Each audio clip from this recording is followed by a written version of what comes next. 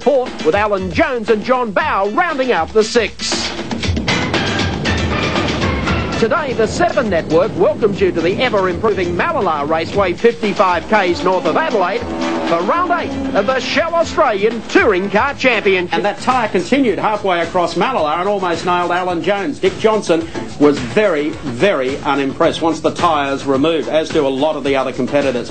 Here's the lineup after qualifying yesterday. Peter Brock on pole, a 1:10.73. John Bow in the Shell Falcon, a 1:10.89. Third fastest, Glenn Seaton in the Peter Jackson Falcon. Fourth fastest, Neil Crompton. Fifth was Larry Perkins. And sixth, Alan Jones.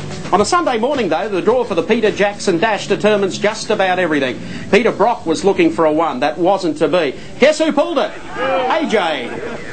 Alan Jones has drawn position number 1 from 6 to 1. It's a nice bonus, AJ. Unbelievable. I dead set thought I was going to draw, I had this feeling I was going to draw 5 or 6 today. So it's a good start to the day. I hope it keeps up. It's a nice tight circuit. That first corner is going to be interesting, and you've got the big advantage. Well, it's always a big advantage to be on pole around here because it's only 3 laps to do anything in, and if you can just drive a little bit cautiously and defensively, you should bring home the bacon. A happy AJ with AJ. Here's the amended lineup for the Peter Jackson Dash. Alan Jones now assumes the role of pacemaker out of position number 1. Starting on the outside of the front row will be Larry Perkins. From position 3, John Bow in the first of the Shell FAI Falcons. Out of position number 4, 05, Peter Brock, the Telecom MobileNet Commodore.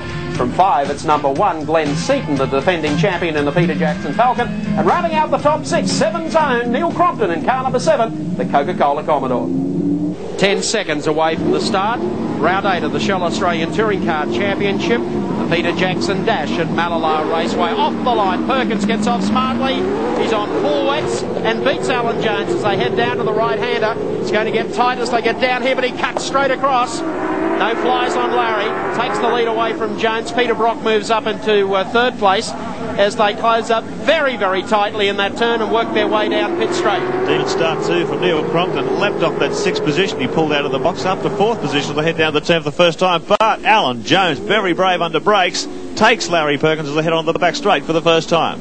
Good move, that one, Alan. Yeah, it's a very smart move. But Larry was the only one to go for the full wets. He got a good start, but he just seemed to miss that jump into that horseshoe. Here he's Brocky on his tail now. Well, it's tight, apart from Alan Jones, as Brock comes rampaging up here on the inside of the Castrol Commodore. In the Telecom machine, puts a wheel up there on the dirt. That didn't really work out all that well for him. Crompton is there as well to keep the pressure on. In the back of the field, it's John Bow and Glenn Seaton squabbling about who picks up the passing points. Not too much rooster tails coming up now. The track is slippery. You can see windscreen wipers going there. Seaton coming by on the inside of Bow. Oh, it was Crompton actually put a wheel up on the inside of Brock, and I think they connected. Oh, and Bow snaps it sideways under power too. Crompton's not giving room. No amount of real estate there as we take Tooheys 1000 race cam with Glenn Seaton as they come onto the straight once again. Crompton now shuffled from 4th back to 6th with that one mistake. Here comes Bow down. Right-hander. Seaton absolutely shadowing him. And keep in mind there are passing points on this Peter Jackson Dash, so you get a point for every car you pass. And Glenn Seaton at this moment, there's down the inside. Can he do it? They're side by side. It's not the place to be, I think, as they come onto the straight. He's shaking his head. How can I get around this guy? Car 18 making itself very, very wide as they come up the back straight for the final time. Up through the gears towards Shell Curve, this really quick 200 km/h sweeper. Let's see if Seaton can do anything as they come down under brakes for the final time. Alan Jones still clear. The gap between Jones and Larry Perkins has opened up to about 6 car lengths in the last half lap of this. Jones clear. And then back to the scrap for third place between John Bow, Glenn Seaton and Neil Crompton. They're coming down to the final set of turns, and those positions aren't going to change. Alan Jones coming down now. And here he is in the 30 car. Comes up to the final corner now. He's opened that gap up to about 6 car lengths. Last corner comes up. And our ex-Formula One world champion, Alan Jones, brings it across the line to win the Peter Jackson Dash at Mallala. Second place will go to Larry Perkins in the Castrol Commodore. And it's all on for third, and it's John Bow just over Glenn Seaton, Neil Crompton and Peter Brock rounding out the 6. AJ's in a good mood today. Let's go down to Andy. It may only be early in the day, but for our Dash winner, everything is going to plan. Alan Jones, the Fords certainly like this Mallala circuit. Well, Andy, so far so good. I just hope that a little bit of luck I've been having in the Peter Jackson Dash transfers into the Touring Car Championship.